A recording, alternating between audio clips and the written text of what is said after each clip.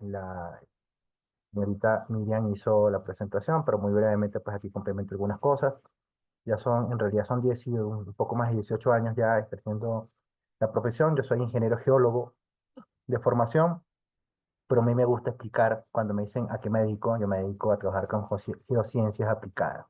Geociencias aplicadas a un montón o a un sinfín pues, de tipos de proyectos. Básicamente proyectos de infraestructura, infraestructura que involucra proyectos viales, proyectos hidráulicos, proyectos hidroeléctricos, proyectos mineros. Y en esto pues he tenido la posibilidad de trabajar tanto en lo que es diseño, ejecución y también con su supervisión en iniciativas que se han desarrollado en Bolivia, en Perú y en Venezuela. Adicionalmente pues trabajo como consultor en gestión de riesgos y hago también investigación y formo parte de la planta docente de dos universidades, la Universidad Tucson de México y el ESAN, que es un instituto que trabaja junto a la Universidad Siglo XX en Bolivia. Adicionalmente, también soy gerente técnico de la consultora en geociencias aplicadas sobre riesgo. Bueno, ya con eso no más quiero hablar sobre mí. Vamos a hablar sobre estos estándares.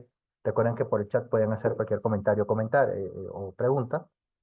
Y empezaremos por la parte que no nos gusta, pero la parte que es una realidad, la parte negativa que el negocio minero tiene asociado, que son las implicaciones ambientales que esto produce. Todo tipo de proyecto, para poder ser realizado, amerita de hacer una modificación en el entorno donde se ejecuta. Y la minería no es distinto. La minería, de hecho, al consistir en una industria, una actividad de tipo extractivo, requiere de movimientos de tierra considerables, de los cuales solamente una fracción, una parte de ese material que nosotros excavamos, que retiramos, es el que vamos a poder aprovechar con fines económicos. Y todo el material que no utilizamos tenemos nosotros que darle un acopio, tenemos que darle un almacenaje, darle un destino, eh, eh, que también tiene que cumplir con ciertas características, con ciertas normativas, pero que por lo general lo vamos a considerar como un pasivo. Es decir, pasivo, ¿por qué? Porque lo vamos a ver como un gasto, porque con eso la industria minera no gana. Entonces, ustedes están viendo en la fotografía parte de estos impactos que produce la industria minera. En el caso de la minería superficial, fíjense cómo se generan estos tajos, estas cortadas de gran tamaño, lo que denominamos como un open pit. Y pues, tal como ustedes pueden ver, aquí no hay cobertura vegetal, aquí se han modificado los drenajes, aquí se han tenido que hacer accesos para cada vez ir bajando más y más y más en esta explotación. Y posiblemente, y con suerte, un 40%, un 50%, un 60%, si es que es pues, muy bueno el yacimiento, va a ser aprovechado. Todo el resto tenemos que destinarlo a escombreras, si es que estamos hablando de materiales secos, o tenemos que destinarlo a otro tipo de instalaciones que la vamos a ver más adelante, si es que estamos hablando de materiales que van a estar acompañados de agua. Además de esto, no solamente es que yo extraigo un material, sino que tengo que procesarlo, tengo que refinarlo, tengo que concentrarlo, y como parte pues de ese proceso de concentración, yo voy a tener también otro tipo de residuos, algunos residuos derivados de esa concentración, que van a ser sólidos, otros líquidos y otros gaseosos. Esto pues también genera impacto, esto también tiene una implicación importante y se tiene que cumplir con ciertos estándares de calidad de agua, de calidad de aire, de calidad de los suelos en los lugares donde se hacen las explotaciones. Lo importante aquí es tomar en cuenta que indistintamente del impacto que esté previsto que pueda ocurrir, esto hay que remediarlo. Algunos impactos los podemos, si han sido debidamente identificados, evitarlos porque pues tomamos otro tipo de alternativa, tomamos o decidimos por otro proceso que tal vez evite ese impacto, que ya no lo produzca. Otros buscaremos cómo mitigarlos o reducirlos y otros sencillamente tendremos que remediarlo. Es decir, no puedo evitar el impacto, pero tengo que resarcir el efecto que este produjo.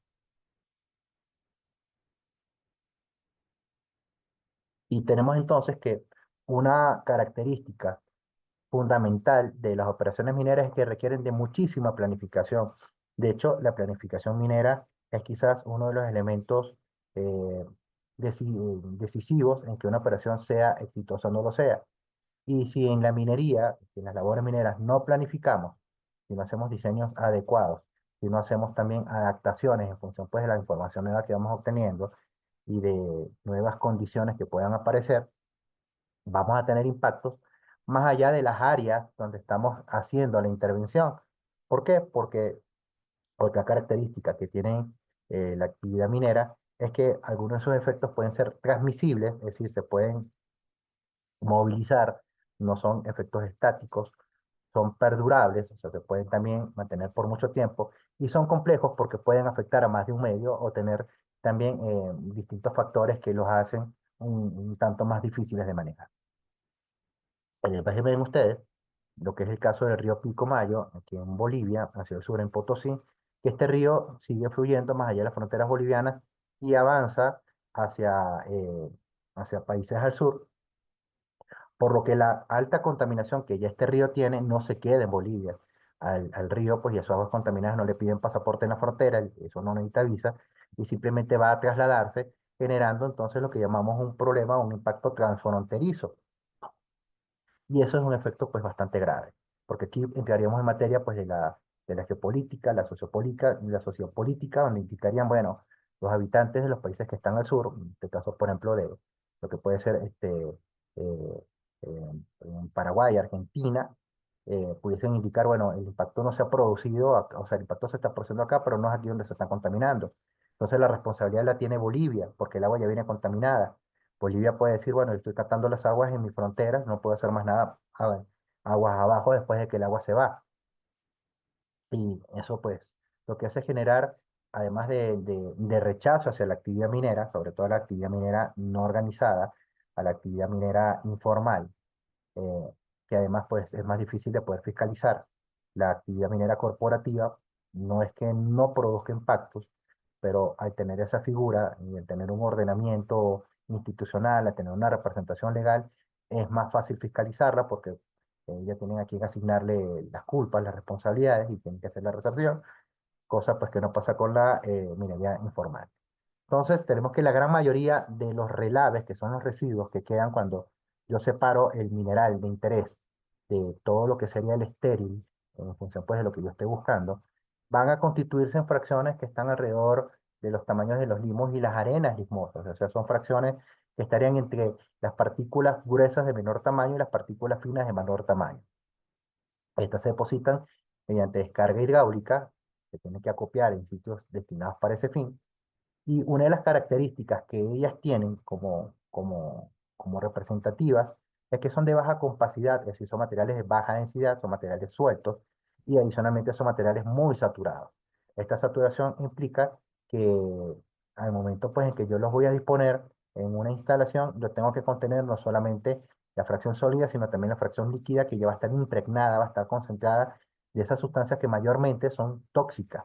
Entonces no es cualquier sitio donde yo los voy a guardar y que además ese carácter de alta saturación que presenta lo hace susceptible de sufrir procesos de licuefacción, tanto si estamos hablando de fenómenos de licuefacción estática, únicamente por sobrecargas y por efecto de la presión que se presenta en los poros por esa agua, o de licuefacción dinámica, si es que adicionalmente a este tipo de condicionantes vamos a tener también la presencia de aceleraciones sísmicas. En cualquier caso, ese tipo de fenómenos es uno de los que más tiene que considerarse en los diseños de las instalaciones donde contenemos estos relaves. Particularmente la licuación estática de los relaves va a tener esa característica de baja compacidad.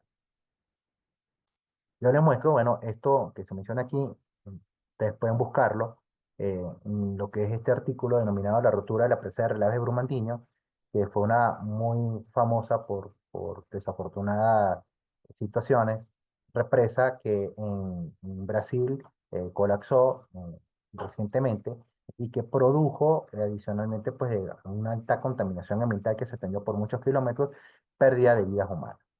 Y bueno, fíjense que el nombre del artículo pues es bastante significativo de lo que describe. Dice la rotura de la presa de Relajes de Brumadinho, la montaña de cristal, es decir, que no era una instalación segura. Parte de las implicaciones que tenemos que considerar cuando estamos trabajando con minería es que en los sitios donde estamos haciendo la actividad no es que va a estar libre de los procesos ambientales que naturalmente se desarrollaban, y por lo cual dentro de la actividad minera tenemos que considerar en especial para lo que son los procesos de estabilización de laderas, como también lo que es la contención de estos residuos, lo que sería el ciclo hidrológico, el ciclo del agua, que ustedes seguramente ya de sobra recordarán desde la infancia, lo repiten en primaria, lo vemos después también en secundaria y si trabajan en ingeniería civil en la parte hidráulica, pues también lo conocen bastante.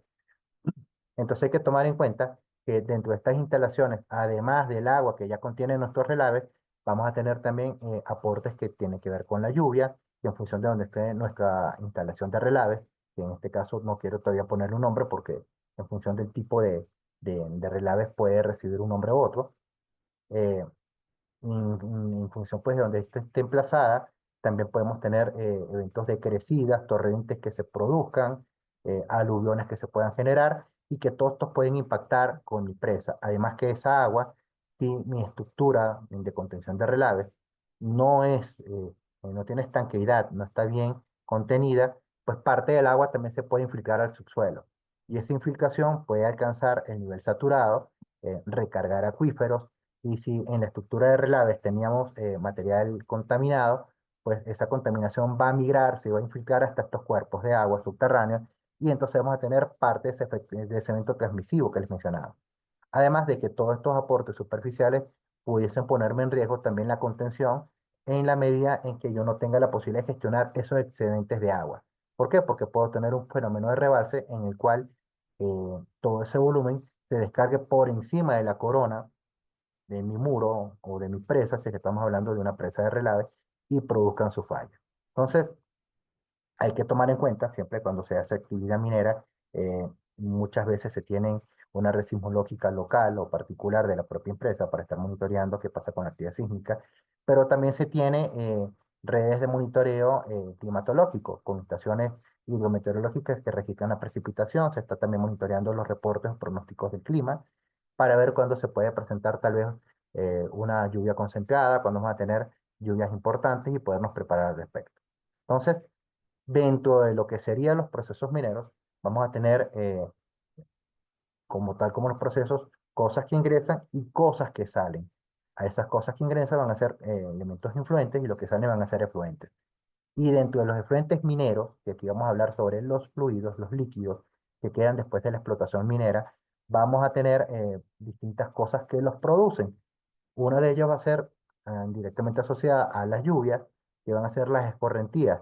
El agua que no se infiltre va a escurrir superficialmente y si entra en contacto con residuos mineros o con materiales de mina, pues se va a cargar de esos contenidos. Vamos a tener también ácidos del proceso de extracción, que son derivados a la actividad justo que estamos haciendo cuando estamos recuperando el mineral. Vamos a tener aguas de lixiviación, flotación y concentración. Estas derivan de la humedad que va perdiendo paulatinamente nuestros materiales en la medida en que vamos haciendo su concentrado, mientras vamos haciendo también su densificación.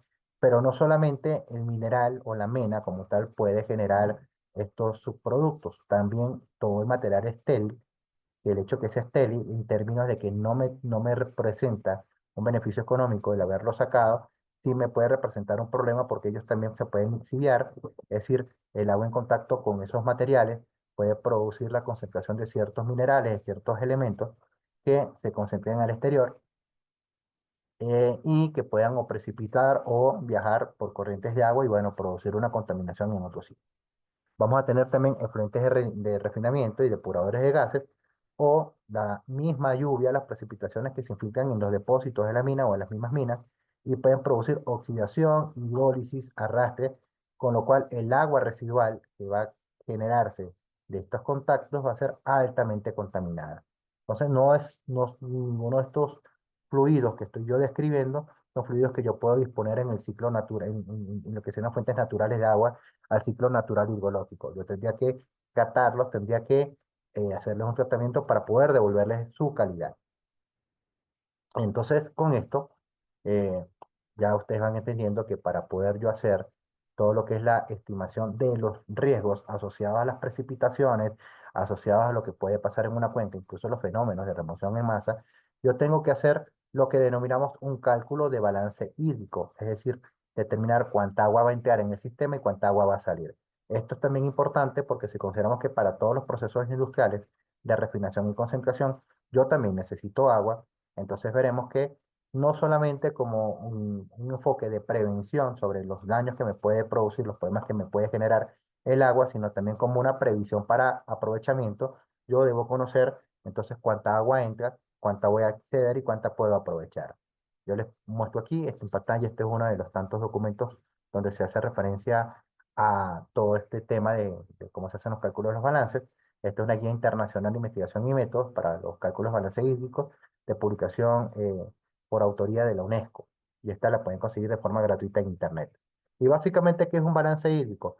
Nos va a mostrar en medida de ciertas variables atmosféricas, climatológicas, como es la precipitación, evapotranspiración, por ejemplo, a lo largo del tiempo, aquí ustedes tienen un año, cómo fluctúa el ingreso de agua. Aquí, por ejemplo, cuánto se está precipitando en milímetros, variando en el tiempo. Aquí tienen ustedes, sería esta la precipitación, lo que tenemos acá.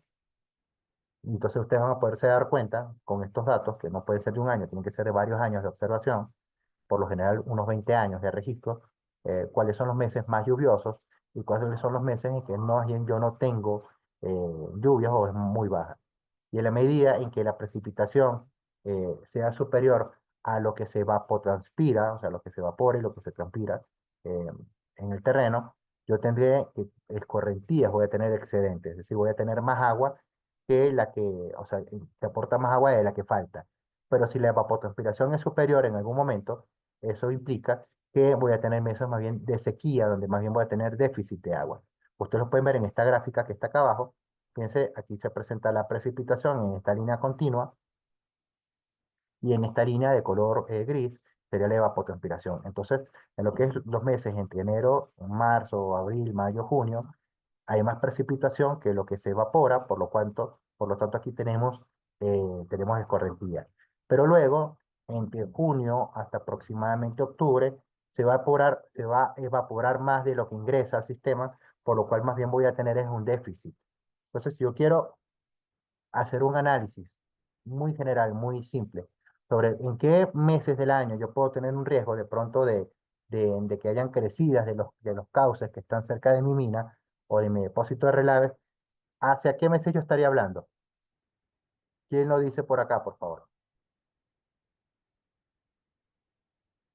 ¿Verdad que entre agosto y septiembre es factible que por precipitaciones yo tenga la crecida de un río en el sitio de la mina, con estos datos que está acá? En agosto, septiembre, incluido octubre. ¿Será factible ese riesgo? Claro que sí, ingeniero. No, al contrario. Fíjate que de agosto, septiembre, octubre más bien se evapora más de lo que ingresa. Por lo tanto, estamos en déficit. Esto va a ser el periodo de estiaje. Esta es la época seca, donde se nos puede presentar estos problemas de concentración de agua, de aportes excedentes, va a ser en este sitio de acá, aunque aquí está decayendo. Entonces, si yo tuviese que hacer un análisis simplemente por el balance, yo pudiese decir que entre enero y febrero son los meses donde yo tengo más potencial de que se produzca estas crecidas. Aquí nos dice Alexander Felipe, creo que es Acuña el apellido, no alcanzo a leerlo completo, ¿sí? Depende del lugar que se trabaje, ya sea zona alta o baja. Bueno, eso también la topografía obviamente influye. Si estoy en una zona de pendientes muy fuertes, no importa cuánto llevo, bueno, el agua, salvo que sea un cauce muy regulado o muy restringido, simplemente pues se va a desplazar de forma más rápida. Pero asumiendo de que existiese las condiciones topográficas para que se produzcan estos eventos, esto estaría ocurriendo entonces en estos sitios.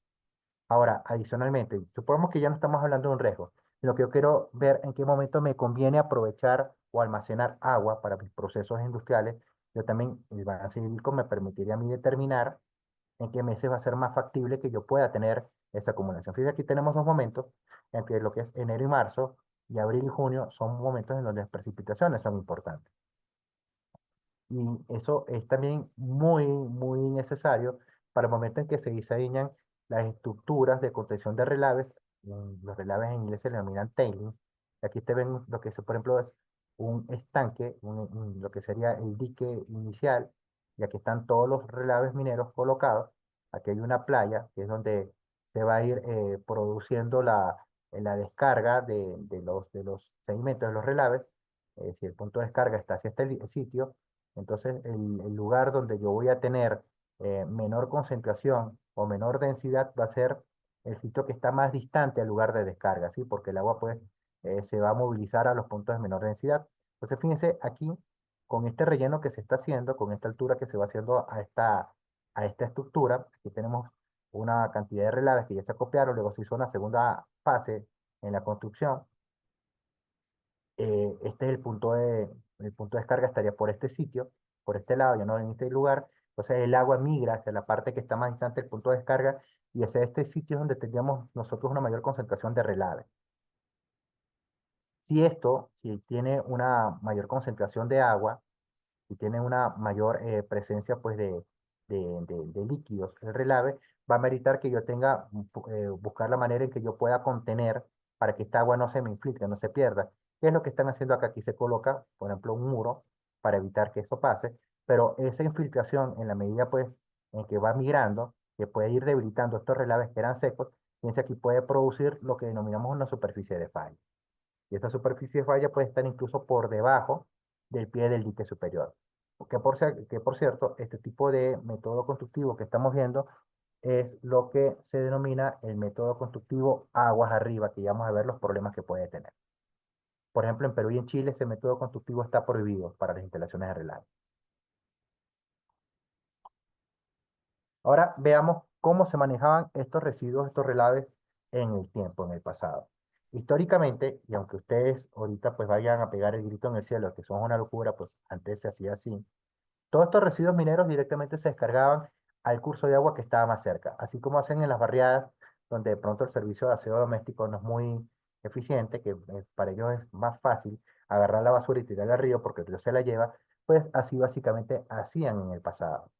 En algunas partes del mundo esto todavía se sigue haciendo y bueno, eso es bastante negativo. Por eso es que ya vamos a ver la importancia de un estándar internacional respecto a esto sobre la gestión de los relaves mineros, porque esto tiene serias consecuencias ambientales. Particularmente en zonas donde hay muchísimas lluvias y terrenos que son escarpados e inestables, eso pues, es una práctica que se utiliza mucho. La mina Octedi en Papua Nueva Guinea y la mina Grasberg en Indonesia, que son minas que están en operación y son minas muy grandes, eliminan sus relaves y todos los estériles directamente lanzando todos esos residuos al agua. ¿Qué pasaría en el Perú, por ejemplo, si a una mina, pongamos el caso, por ejemplo, de, de alguna de las minas que están en Cerro Pasco, eh, de Antamina, por ejemplo, ¿qué pasaría si alguna de estas minas la descubren las autoridades o los pobladores tirando todos sus desechos que están cargados con contaminantes a un río cercano? ¿Qué se les ocurre que puede pasar?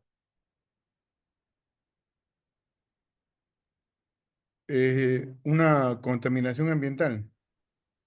Claro, pero ¿qué va a pasar con la operación minera? O sea, ¿qué van a hacer los habitantes o qué va a hacer la autoridad ambiental si descubre que yo como empresa minera estoy haciendo eso? Lógicamente que la van a cerrar. Me van a parar, o por lo menos me paran la actividad, van a evaluar el daño, me van a poner una muy fuerte sanción y en medida del daño es posible que me retiren la licencia. Ese es un principio coercitivo con el cual las leyes, las normas, las instituciones buscan que el minero pues evite o se estimule en no hacer este tipo de descargas. Por ahí igual de pronto algunos dicen, bueno, no me están viendo, lo voy a hacer en pocas proporciones, no se van a dar cuenta. Pero eso igual pues termina saliendo a la luz porque como ya mencionamos, a través pues de todos los procesos dinámicos que el agua tiene a nivel superficial y subsuperficial, los contaminantes pueden viajar. Ok, entonces tenemos que ese tipo de método de almacenamiento va a producir unas muy fuertes responsabilidades ambientales, además de pasivos ambientales que como ya bien mencionaron, puede hacer que se cierre la mina, pueden paralizarla y que no es que me cerraron la mina nada más, sino que estoy con la obligación de resarcir el daño, de hacer remediación al respecto, y eso va a ser bastante caro. Eso además genera un impacto muy negativo en la sociedad que vea la actividad minera como una actividad depredadora, contaminante, enemiga del ambiente, que está acabando con toda la naturaleza. Y eso pues obviamente no es una percepción que ningún sector económico quiera. Aquí por ahí un comentario. Antes en Cerro de Pasco echaban los relaves en las lagunas como Yulacocha. Me imagino que eso ya no se permite, ¿verdad? No lo dice aquí José Antonio Armijo. En algún momento, pues así como lo estoy describiendo, eso era lo normal, pero a la medida que las normativas ambientales se han ido desarrollando y que se conocen los efectos de ese mal manejo, pues eso se ha ido reduciendo. Ok.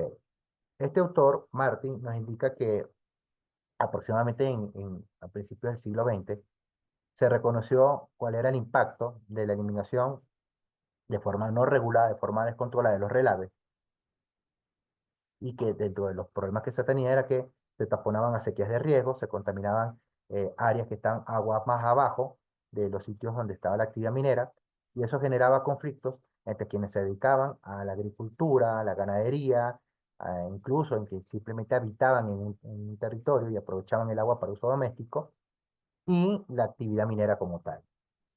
Ya más avanzado en el siglo XX, por ahí en la década de los 30, se impuso un cese total de ese tipo de eliminación de relaves en todo lo que era Occidente, con lo cual ya empezaron a aparecer las primeras regulaciones de referencia sobre gestión de desechos mineros. Y a partir de aquí entonces empieza a controlarse todo ese tipo de prácticas y se entiende que la actividad minera, si bien genera ingresos, pues también tiene responsabilidades con algunas cosas que implican gastos. Ustedes ven en las fotos lo que es la deposición de relaves en una mina aurífera a principios del siglo XX en Cortez Hill, en Nevada, en Estados Unidos, y vean cómo esto quedó distribuido y quedó esparcido sobre todo este valle. Esos relaves se depositaron como si fuera un lodo desde la planta de procesamiento, que por aquí al fondo la pueden ver, y luego fluyeron, pues porque tenían agua, aguas abajo, eso provocó un fuertísimo daño ambiental. Bueno, esos lodos secos siguen estando allí, y pues cada vez que llueve y se concentra eso de agua, pues se van a poder movilizar más. O sea, prácticamente este daño ambiental que quedó acá es un daño que va a ser permanente mientras que esos lodos no queden allí o hasta que se terminen de diluir. Y veamos que además de lo que era la práctica no regulada de exposición de relaves, hemos tenido también algunos accidentes, ha habido algunos desastres asociados con estos materiales, con estos residuos, tanto en el siglo XX como en lo que va del siglo XXI, y solamente le voy a referir a algunos, que no todos serán los más relevantes, pero sí son significativos. Tenemos, por ejemplo, en lo que fue en Cerro Negro, Chile, en una explotación de cobre por allá en el año 1965, debido a un proceso de licuefacción e inestabilidad de taludes inducidos por un sismo, entonces estamos hablando de licuefacción dinámica, se rompió la presa de relaves falló y se liberaron 50.000 toneladas de relaves, que aquí pueden ver ustedes, porque yo digo que son problemas que pueden ser dinámicos, que viajaron hasta 5 kilómetros aguas abajo del sitio donde estaban contenidos. Luego tenemos uno que este es más conocido, que fue en el año 85 en Stava, en Trento, Italia, en una mina de fluorita. Se presentó un problema debido a que los márgenes de seguridad de la instalación de contención de relaves fueron insuficientes. Hubo de paso problemas con la tubería de cantación, con los tubos para el drenaje, y se liberaron en relaves en un trayecto de aproximadamente 4,2 kilómetros aguas abajo, que no solamente es lo que viajan, sino a qué velocidad viajan. Imagínense, a 90 kilómetros por hora viajó ese flujo. Eso dejó como saldo 268 fallecidos, 65 edificaciones se destruyeron y se liberaron alrededor de 200.000 metros cúbicos de relaves contaminantes. Luego, en ese mismo año, en Huangmeishan, en China, en una mina de hierro, debido a problemas de infiltración en presas y también por instabilidad de taludes, se reventó la instalación, el flujo se liberó y dejó un saldo de 19 muertos. Tenemos otro caso que es bastante significativo, que es el de Merristrut en Sudáfrica, en una mina de oro, en el cual, por no contar ni con estructuras para el manejo de excedentes de aguas, ni con instrumentación que permitiera identificar los niveles críticos en que estaba el embalse, la presa de relaves, se tuvo eventos de lluvias muy intensas, y con eso pues subió el nivel sobre la presa y se generó el rebalse y la posterior ruptura de la misma. Esos relaves recorrieron aproximadamente 4 kilómetros aguas abajo, dejaron un saldo de 17 muertos, muchas pérdidas y daños en un municipio cercano, además pues de todo lo que implicó ese material ahí vertido que después habría que retirar.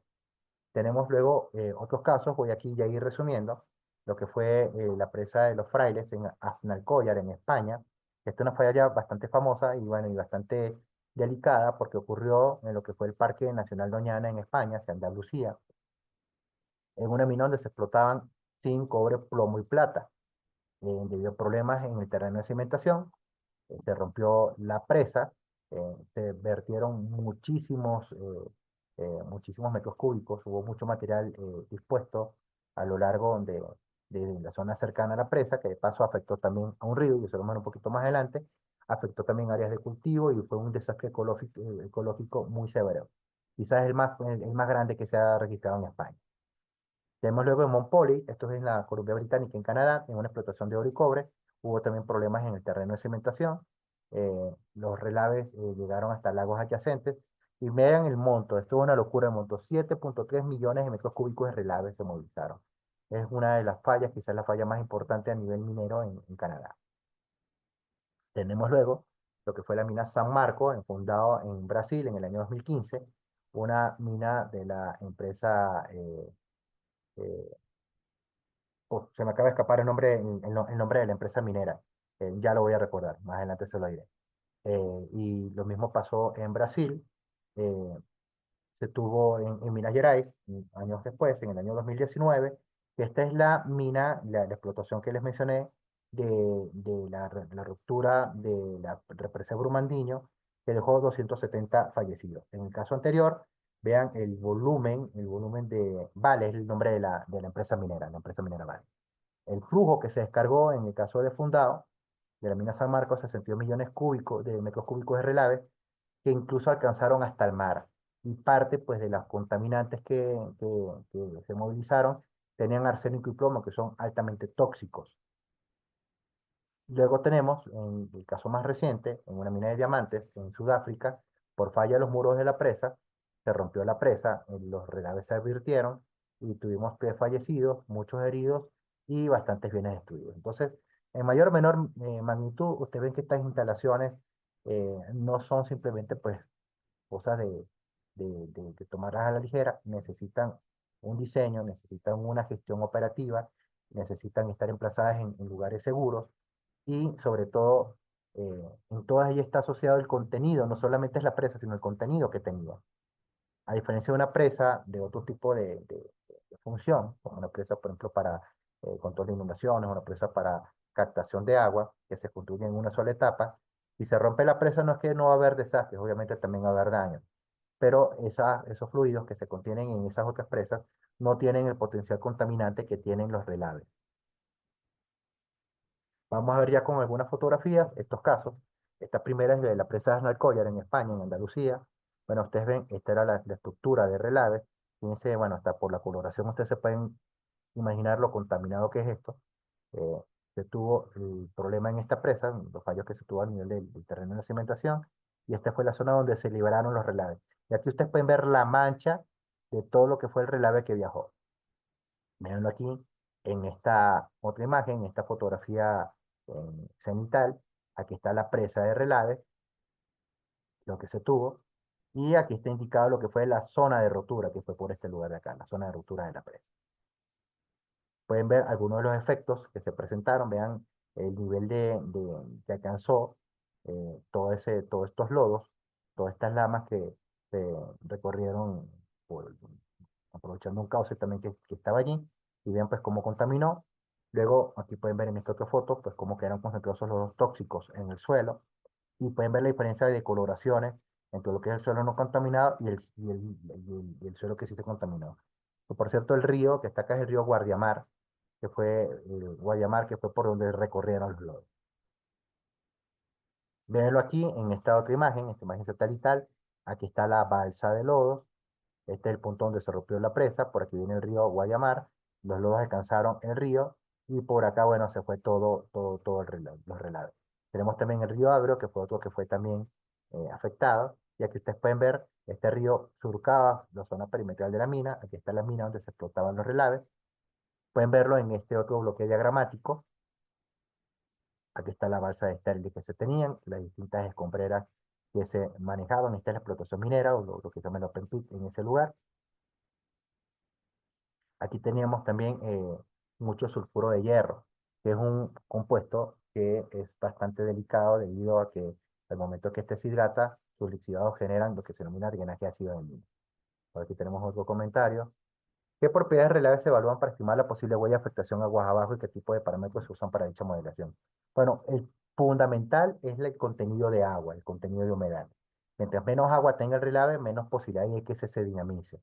Y la forma de contenerlo también cambia. El otro elemento que se evaluaría, no tanto por la estabilidad, sino por el potencial de contaminación, es la concentración, por ejemplo, que pueda tener en polisulfuros, que pueda tener en ciertos nitratos, que pueda tener en elementos como arsénico, que son de alto contaminante.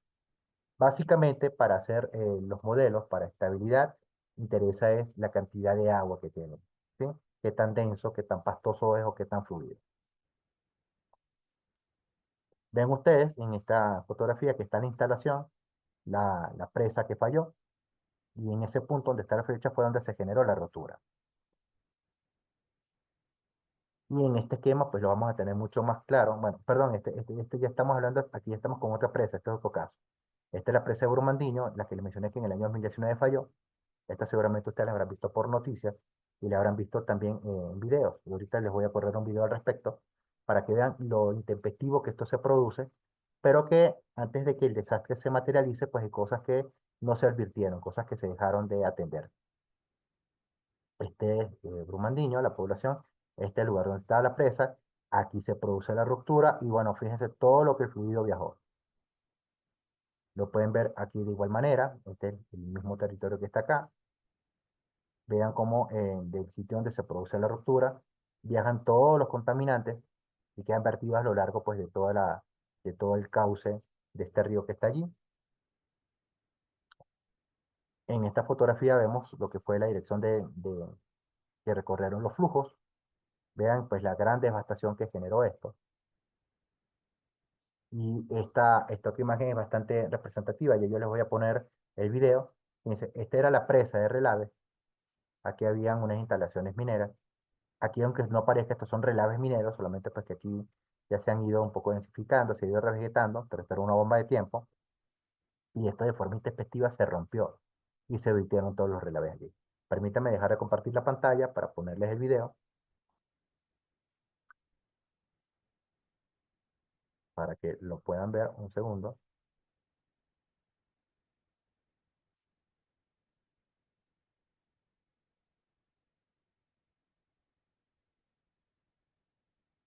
Ya lo estoy cargando.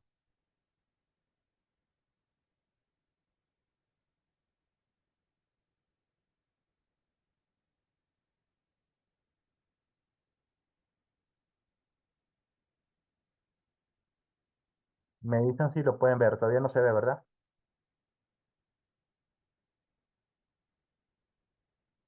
Si pueden alguno por audio, por ahí me lo comenta, si es que ya se ve o no se ve la pantalla.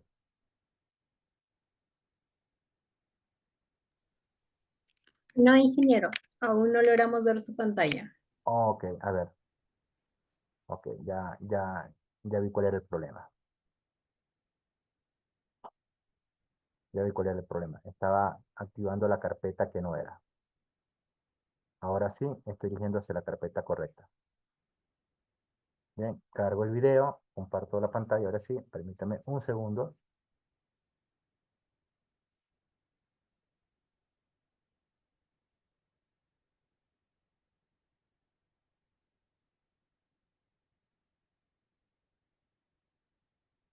Ok, ahora sí. Vamos a ponerlo aquí para que se repita, para que ustedes puedan verlo mejor. Y aquí mismo lo vamos a compartir. Vamos a ponerlo con audio también, no pasa nada. Aquí está. Ahora sí lo ven, ¿verdad? Entonces, fíjense, esta es la misma presa que yo les mostré en esa vista cenital. Y estas son las instalaciones mineras. Y bueno, ya van a ver qué tan abrupto fue el evento que ocurrió. Fíjense que hay personas que en el momento pues, que divisan eso que está pasando, bueno, eh, como es normal, pues por instinto de supervivencia intentan correr, intentan abandonar el sitio, pero vean pues toda la masa de materiales que se les viene encima y bueno, y arrasa con eso. Y eso pues desafortunadamente esa persona no sobrevivieron. Nuevamente vean cómo se abulta la parte baja de la presa y se rompe. Eso lo que nos muestra es una pérdida de resistencia muy rápida que se produce y la falla, pues, ustedes ya vieron hasta dónde se extendió. Ahora vamos a conversar por qué pasó eso.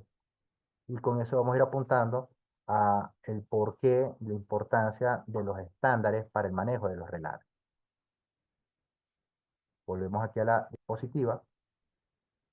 Y resulta pues que después de este evento, después de lo que pasó en el 2019, y que ya en el año 2015 esta misma empresa minera ya había tenido problemas con otra empresa de relaves, se hizo mucha investigación, empezó a analizarse las causas por las cuales se había producido esta falla para poder determinar las responsabilidades, porque como les mencioné, hubo muertos.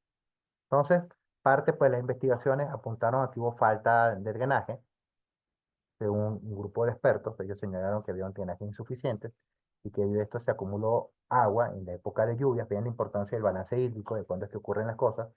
Eso provocó que en esa presa, en lo que es la zona del embalse, los desechos se ablandaran debido pues a la pérdida de densidad por el fluido, y también había muchos materiales pesados con alto contenido de hierro. La presión entonces que se tenía contra el dique hizo que lo estuviese en una condición marginalmente estable, con lo cual él estaba en un escenario muy próximo al rompimiento en condiciones de no drenaje, en condiciones no ordenadas, o sea, esto estaba totalmente saturado. Según la Agencia Nacional de Minería, Brasil, indicaron que esta ruptura pasó en enero del año 2019, pero meses antes habían indicado que Vale, la empresa minera, la operadora, sabía del problema que existía con el sistema de drenaje. Y con bastante anticipación, incluso lograron precisar que eso pasó 7 meses antes. Y el 10 de enero, antes de que ocurriera el colapso, un par de semanas antes, instrumentos que estaban instalados, la instrumentación no resuelve nada sola, pero la instrumentación alerta, marcaron que la presión que tenía, la presión de poros en esos materiales era muy elevada, o sea, eso ya era un nivel de emergencia. No atendieron ese problema, simplemente dejaron que ocurriera y bueno, y ustedes vieron en el video lo que pasó. Otro grupo de expertos señaló en sus reportes que la falla de la represa se experimentó de forma súbita por una pérdida rápida de la resistencia que en este caso pues al ocurrir debido pues al aumento excesivo de la presión de poros, lo que definiera un escenario o un proceso de liquefacción eh, estática. Entonces esa presa básicamente, además tenía problemas geométricos, era demasiado empinada, era muy alta y estaba muy húmeda. Entonces ese material que perdió esa densidad, que estaba saturado, de paso era muy pesado. Entonces la falla se debió a agrietamientos, a rupturas que se produjeron en los esfuerzos internos de la presa, además de la combinación de lo que fue la reducción de la resistencia en ciertas áreas debido a la infiltración, debido pues, a esa saturación que se tenía, y por la ocurrencia de precipitaciones intensas que produjeron ese evento de liquefacción estática. En la investigación, este panel indicó que las causas técnicas debido a la falla de la presa eh, estaban asociadas a que la presa tenía que haber sido diseñada o haber sido construida con la suficiente capacidad para poder ser permeable o permitir el drenaje de esos excedentes que tenía la presa en la parte posterior. Eso no ocurrió, entonces los relaves se sobrecargaron de fluido debido a las lluvias y por eso pues prácticamente pues la presa terminó colapsando por toda esa presión. Aquí nos colocan un comentario. A nivel constructivo, ¿cómo se construyen los drenes en las presas de relaves? ¿Primero se coloca el relave y luego se hacen los drenes, o primero se colocan los drenes y luego el relave? Lo último que haces es poner los relaves. Tú tienes que ir construyendo la presa y tienes que ir colocando los elementos, tanto filtros como lo que son los drenajes. Lo que sí pasa es que a veces para la construcción de la propia presa aprovechas relaves, pero esos relaves tienen que estar secos. O sea, van a tener un mínimo de humedad para que tú los puedas compactar, pero el llenado de la presa no lo hace sin colocar esto. O sea, yo no puedo llenar la presa de relaves y después ver cómo voy a sacar el agua. Eso tiene que estar incorporado ya. Esa es una pregunta que nos hace José Tapia. Ok. Otro análisis, otro resultado de las investigaciones que hicieron, y esto es bastante interesante, determinaron de que la presencia de diferentes materiales dentro de los relaves, o sea, que fueron los que se utilizaron en la presa, también constituyó un problema. Entonces, aquí nos señalan que el panel que hizo la investigación se sorprendió al saber que los relaves de la presa tenían un contenido muy alto en hierro, más del 50%, y un contenido de cuarzo muy bajo. Y según ellos indican, ese material era bastante diferente del material de relaves de muchas otras presas que se han estudiado, por lo cual era una condición particular. Además, era muy diferente de los suelos naturales que existen en muchos casos históricos, en los sitios donde se han construido las presas. Ellos indican también que les sorprendió encontrar evidencia de unión entre partículas de relaves debido al óxido de hierro. Es decir, aquí hubo fenómenos también químicos a nivel atómico y molecular de los contenidos de esta relavera. Ellos explicaron que ese tipo de material que estaba presente allí tenía una condición reológica muy frágil y que cuando se generan esas uniones presentan una resistencia muy elevada. Eso implica que pueden soportar tensiones más altas que las que normalmente se esperarían para relaves que tienen poca o ninguna resistencia, pero que una vez, o sea, esto de principio suena positivo, pero que una vez que ese material se somete a fuerzas o tensiones a lo largo del tiempo, a largo plazo, pueden perder de forma repentina, que fue lo que ocurrió, y de forma muy abrupta, esas resistencias en condiciones en las cuales no ha habido drenaje, es decir, en condiciones de saturación. Y según destaca el doctor Peter Robertson, que fue el líder de portavoz de este panel, es importante destacar que los materiales del tipo que se encontraron en esa presa, además pueden experimentar altas tasas de influencia interna cuando se les somete a tensiones de corte, como las que se desarrollaron en esa presa, que era muy empinada y estaba demasiado húmeda, tal como lo leímos. Entonces, fíjense que había muchas cosas que no fueron tomadas en cuenta, y aquí lo importante es que de este tipo de fallas, eh, tanto la empresa minera, la operadora que está allí, pues no repita las circunstancias que conllevaron a que esto ocurriera, como que también toda la investigación que se ha hecho permita a quienes trabajamos en el área aprendamos y consideremos esa experiencia como una lección para tomar en cuenta en futuros diseños, ¿sí? ¿Cuáles fueron las lecciones aprendidas entonces de este caso, que bueno, es bastante reciente y lamentable, que pocas veces las fallas que se ocurren, que se presentan en las presas de relave, tienen una sola razón? Como ya vimos, aquí hablamos de un diseño que no consideraba el drenaje, que un diseño geométrico también muy elevado, de relaves que tenían un alto contenido de hierro, donde se presentaba un fenómeno químico de unión de partículas que después se perdía esa resistencia de forma muy rápida. Hablamos también de que había una instrumentación que no fue tomada en cuenta y sus resultados. Y hablamos también de que hubo problemas debido a precipitaciones muy intensas que se concentraron en la zona. Entonces, fíjense que hay muchas cosas que entraron en juego para que esto pasara. Entonces, el panel de expertos que participó en esta investigación de la falla del dique de relaves de Fellao, que es el nombre que recibe esta presión por Mandiño, concluyó que la siguiente secuencia que les vamos a mostrar sentó las condiciones para inestabilidad y falla de la presa.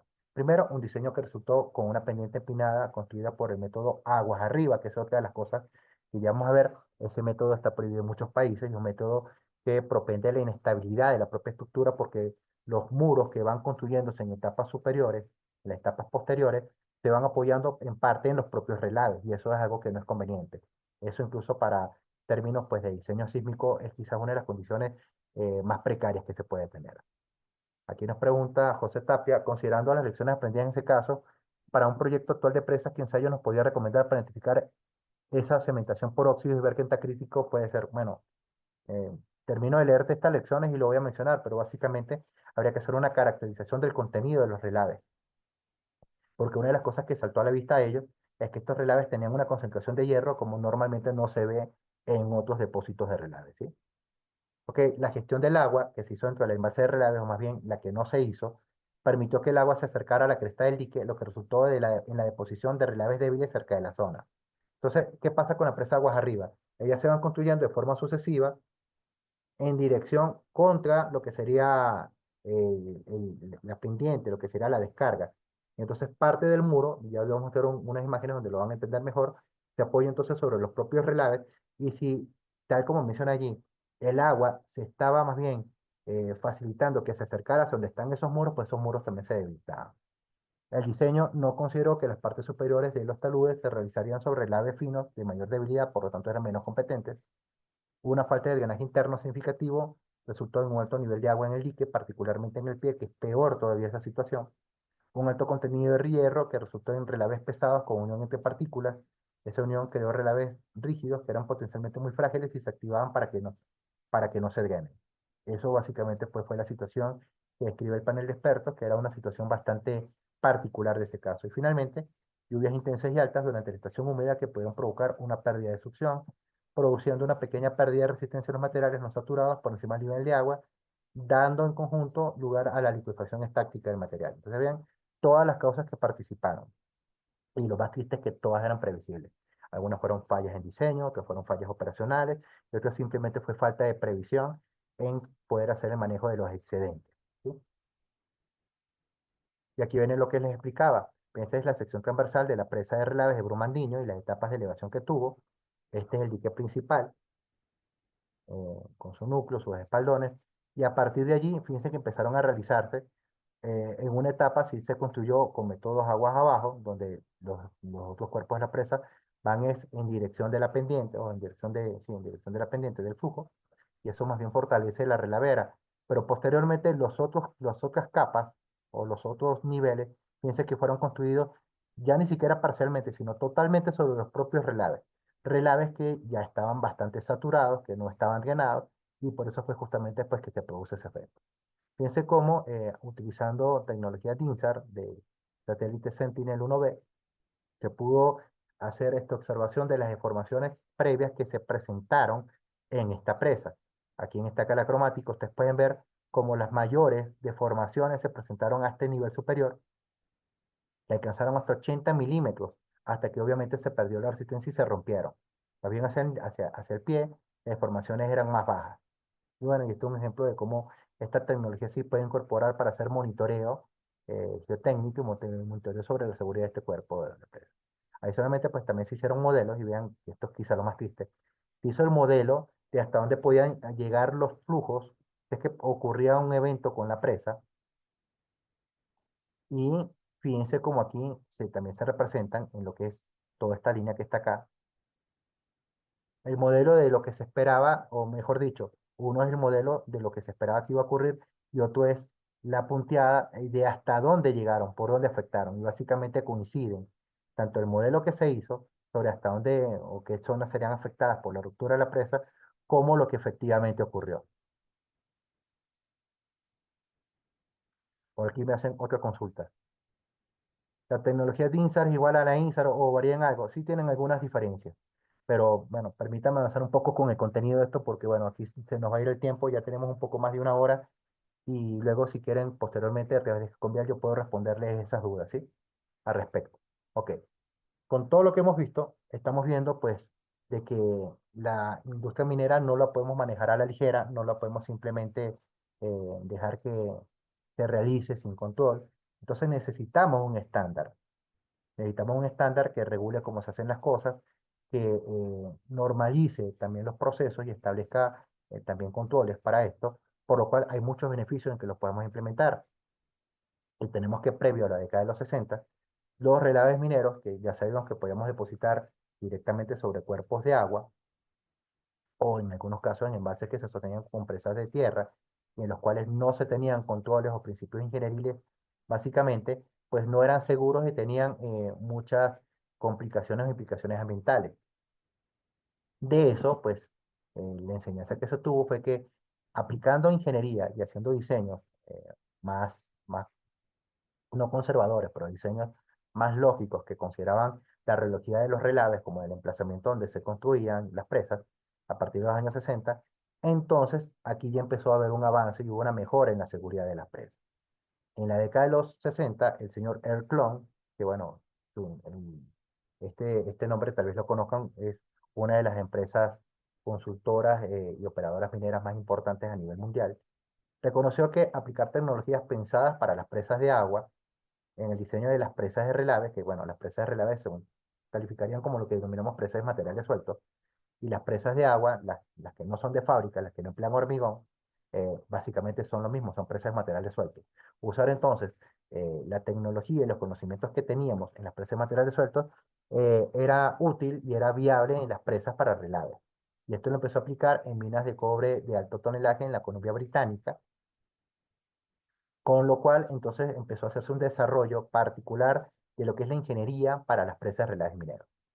Estas se construyen por etapas de forma continua durante toda la vida útil de la mina, a diferencia que las presas de materiales sueltos, que en el caso parales de agua, se construyen en una sola etapa. Y esa es otra particularidad que tienen estas presas. Entonces, a nivel de los proyectos mineros, en la medida que va variando lo que denominamos el balance metalúrgico, que es la razón entre el material aprovechable y el material de desecho que yo voy a ir teniendo, yo voy a tener necesidad entonces de contar con más depósitos o con más sitios para poder colocar los relaves. Y si esos relaves tienen altos contenidos de agua, tengo que almacenarlos en presas que sean suficientemente impermeables para que ese contenido tóxico no se infiltre por la presa y alcance cuerpos de agua. O si son relaves con menor cantidad de agua o son relaves más espesos, yo puedo exponerlos de otra forma. Avanzamos, por ahí les están dejando por el chat el enlace, el formulario para que se puedan registrar para el sorteo al final de nuestro webinar.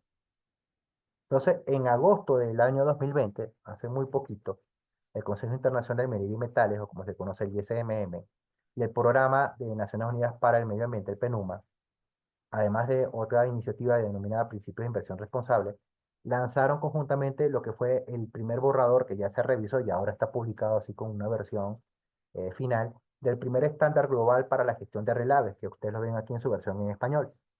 Ese estándar global de la industria para la gestión de relaves, o como se conoce en inglés, el GISTM, establece un canon, un alto parámetro, para mejorar la gestión segura de las instalaciones donde vamos a almacenar los relaves y respalda el objetivo final, que bueno, eso pues es lo que todos deberíamos buscar, de daño cero. Es decir, que por los relaves no tengamos los desafíos que estuvimos estudiando, no tengamos impactos ambientales, sino que estos los podamos contener de forma segura.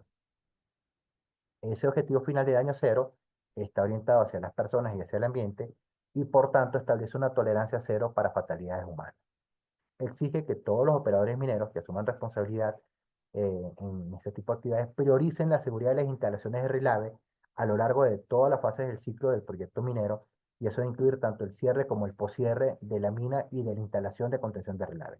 Además, también los obliga a que ellos divulguen, hagan de conocimiento toda la información correspondiente a los procesos de control que están llevando con sus instalaciones de cara a hacer rendición de cuentas.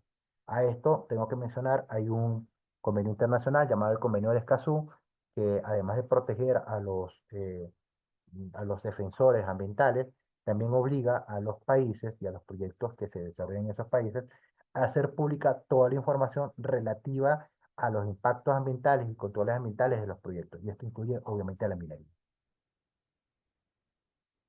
Aquí tenemos en este esquema de lo que es el estándar global de la industria minera y del manejo de relaves, nos establece una serie de aspectos. Tenemos entonces que conformidad con este estándar, no estamos eliminando, suprimiendo algún otro tipo de ley o normativa que existan en los países, sino que estamos más bien fortaleciéndolos y yendo un poco más allá al generar marcos de trabajo y objetivos de trabajo específicos para lo que corresponde al incremento de la seguridad.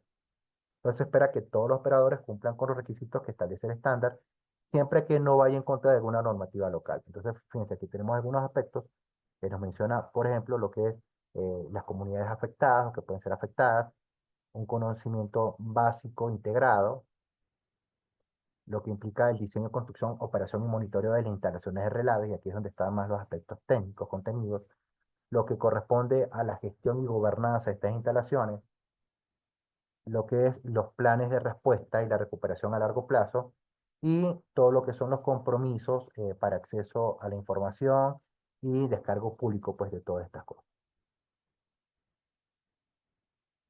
Fíjense que parte pues, de estos cambios en los estándares y que ustedes los pueden ver, las normativas nacionales en diseño sismo resistente, las normativas en materia de seguridad, las normativas incluso en materia de construcción de vías, de todo tipo de obras, se van revisando y van a la luz de los conocimientos que van saliendo, se van actualizando y van incorporando marcos que son más rigurosos, son más exigentes, pero que justamente pues, buscan que sean más seguros y que sean más funcionales las estructuras. De esa misma manera, tenemos el caso, por ejemplo, de esta investigación de Martin y Martover del año 99, vieron que las presas de relaves construidas por el método aguas arriba eran estructuras implacables en las que cualquier combinación de diseño, construcción y operación inadecuada podía llegar a constituir una falla catastrófica. Aquí ustedes ven ese método de construcción aguas arriba, como les mencioné, en Perú y en Chile están prohibidos. Entiendo que en Ecuador también están regulados, no se pueden construir de esta manera, pero hay otros países donde sí se pueden hacer. Entonces, fíjense, estas se van construyendo de forma sucesiva y a medida que ellas se van incrementando en nivel, esto pues hace que sean más económicas porque no crecen los paramentos, pero sí se va reduciendo un poco el volumen que yo puedo ir sucesivamente almacenando. Tengo el problema de que al estar apoyadas directamente sobre relaves, y si estos relaves tienen un comportamiento similar al de Brumadinho, se pueden producir problemas de estabilidad en estos lugares. Hay otro tipo de método constructivo, que es el método aguas abajo, que es mucho más seguro, en el cual partimos igual de un dique inicial y sucesivamente se van incorporando nuevos paramentos, se van haciendo en cada etapa, que ellos van incrementando la robustez y aumentando el nivel, con lo cual también se va aumentando la capacidad de contención en el relave. ¿Qué pasa con este tipo de estructuras? Que estas van a necesitar más área para poder yo seguir desarrollando y ampliando la presa de relave y adicionalmente necesitan más materiales, por lo tanto son más costosos. Y tenemos otro tipo de presa que estaría en un punto más cercano a la de aguas abajo, pero también con algunos elementos del aguas arriba, que son las de eje central, en las que cada nueva fase constructiva se va a ir apoyando sobre un eje. Y fíjense que lo que va a ocurrir es que el paramento aguas abajo, pues se va incrementando su dimensión, su tamaño, pero que en línea general esto también haciendo que esto tienda a la seguridad porque va a propender a una presa mucho más robusta. Algunas de las cosas que también se cambiaron era de que en las presas anteriormente se manejaban lo que eran rellenos en rocas, se colocaban enrocados, buscando pues dar seguridad tanto al pie como en lo que era el paramento superior de este tipo de presas, protegiendo al núcleo de la misma.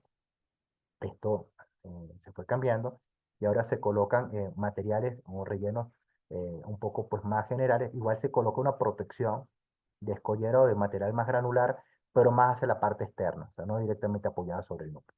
Y ustedes pueden ver aquí cómo en esta presa de núcleo, este es el elemento impermeable, ella tiene del lado externo, hacia el sector aguas abajo, lo que sería el filtro y el drenaje, en este caso un drenaje chimenea con su filtro, y un drenaje hasta pie, que lo que va a buscar es que el agua que se hubiese podido infiltrar no produzca lavado de finos, no produzca procesos de tubificación, y sencillamente la capturamos, filtramos el material fino, permitimos que el agua pase y la sacamos de la presa. Tenemos como parte de estos estándares que se aplicaron a partir del GISTM, esta guía que se publicó también recientemente, que es para el manejo de las instalaciones de relaves. Y esta, bueno, esta guía, esta es la versión 3.2, es posiblemente posible que tengamos ya una incluso más actual, en la cual se identifican los peligros, las amenazas que pueden existir o que tenemos que considerar como parte de los escenarios, entre los cuales están o eventos extremos de sismicidad o de precipitaciones muy fuertes, la ocurrencia de drenaje ácido, que es bastante peligroso a nivel ambiental, sobre todo en lo que son explotaciones de polisulfuros, pues explotaciones de hierro, en las que tengamos como desechos piritas, por ejemplo, variaciones en los diseños, que la ubicación donde estemos emplazando la estructura también sea deficiente, variaciones en los controles operacionales y también problemas con el monitoreo y seguimiento de los controles, que esto también es bastante crítico. Y fíjense que uno de los riesgos que está considerado como de mayor incidencia al nivel del manejo de las presas de relave, ni siquiera tiene que ver con estos procesos macro, sino que tiene que ver con el factor humano, que son los cambios en el personal. Que los cambios en el personal implican riesgos, y es que en general en los proyectos mineros cualquier cambio ya es un riesgo, pero el tener personal no preparado, personal que no conozca la instalación, puede ser bastante crítico. Por aquí tenemos otro comentario.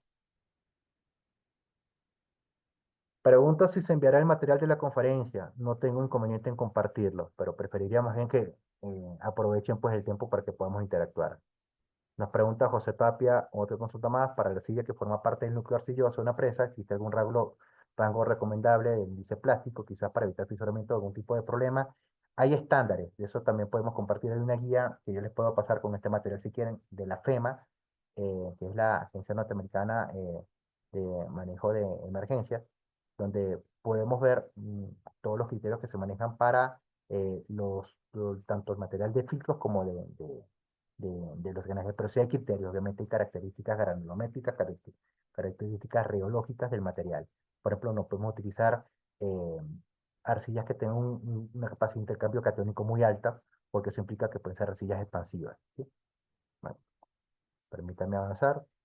Entonces, a partir de esa amenaza, se establecen los controles para los riesgos, que tienen controles reactivos también. Estos son controles preventivos, estos son controles reactivos, y se advierten cuáles van a ser las consecuencias que se pueden presentar a partir de esto que se tendría que hacer. Bueno, esto es una guía bastante interesante. Bueno, esta es de la Asociación Minera de Canadá. También se las puedo compartir, pero esa desafortunadamente solamente está en inglés. Pregunta Fernando Durán, cuando el área a trabajar de la ribera es arena fina de playa, ¿qué recomendación puede opinar para evitar alguna contingencia? Bueno, no sé cuál contingencia estarás hablando, pero básicamente la recomendación general es que mientras menos agua tenga tu relave, va a ser más seguro. Mientras más agua, vas a tener más problemas. Entonces, la recomendación general sería reducir el agua antes que llegue la relavera. Eso va a permitir de que haya incluso una compactación natural de los propios materiales. Tenemos ahora, en el caso de Latinoamérica, tenemos también algunos estándares. Les muestro, por ejemplo, en el caso de Chile, por ahí hay un compañero que estaba de Santiago de Chile aquí con nosotros acompañándonos, no sé si hay más gente.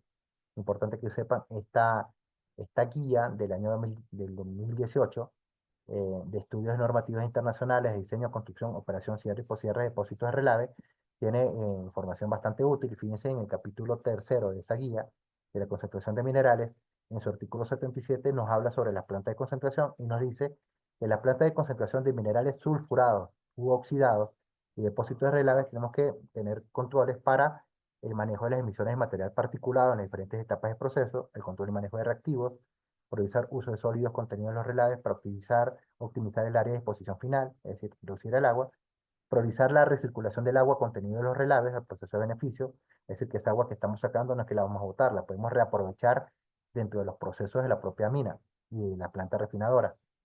La utilización de materiales impermeables y sistemas de control de filtraciones en el área de la presa y depósitos de relaves, controlar y mantener el balance de agua técnicamente establecido en el depósito de relaves, es decir, que técnicamente cuando presentamos un diseño se establece un balance hídrico ya no solamente de la cuenca, sino que incorpora también a la propia instalación de relaves.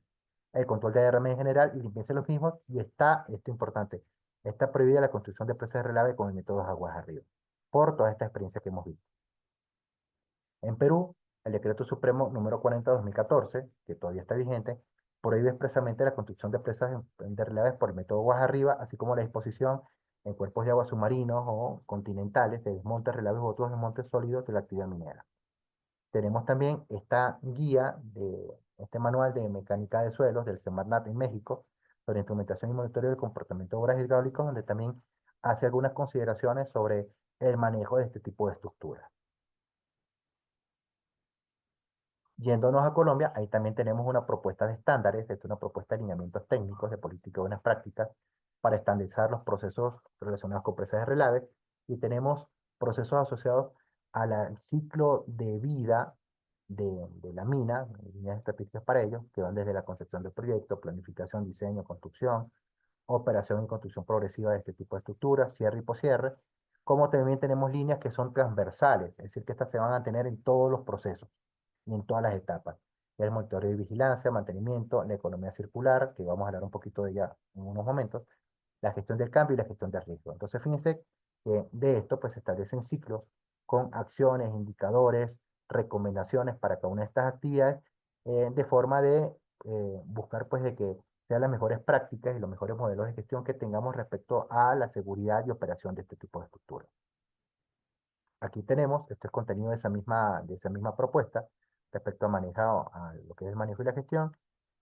Tenemos dos facetas importantes en esta pirámide. Por un lado, lo que es la estabilidad física, geotécnica y la estructura, que ya no colapse por problemas de estabilidad asociada a lo que son los espaldones, la inclinación de los mismos, problemas de subsidencia, problemas de asentamiento en las cimentaciones. Y tenemos lo que es la estabilidad física y geomecánica y geohidráulica y química, que sería esta química de los propios relaves. Entonces, uno está asociado a la estructura y otro está asociado a lo que es el contenido de esa presa.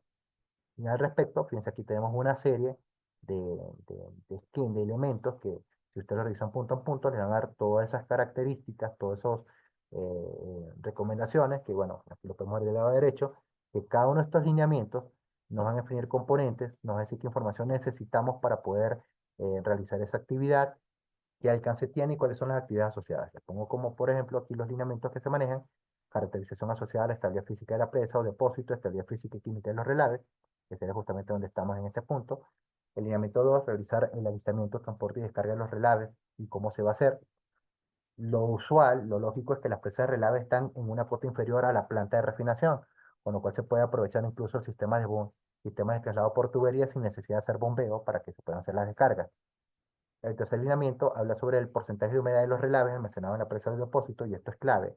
Justo les hablé que uno de los controles más importantes para hacer respecto a la seguridad de estas estructuras tiene que ver con el manejo del agua. Y el último, aumentar la altura y capacidad de las presas o depósitos de relaves, que esto se realiza una vez pues, que ya se está cumpliendo la capacidad de la presa.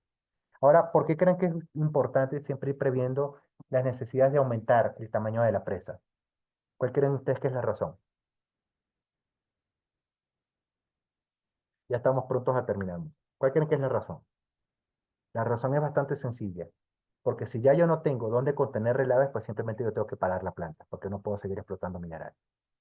Entonces hay una cadena entre la parte productiva, el mineral que saco y proceso para obtener ese concentrado, los desechos que se generan, que es lo que define el balance metalúrgico, y el sitio donde yo lo voy a disponer.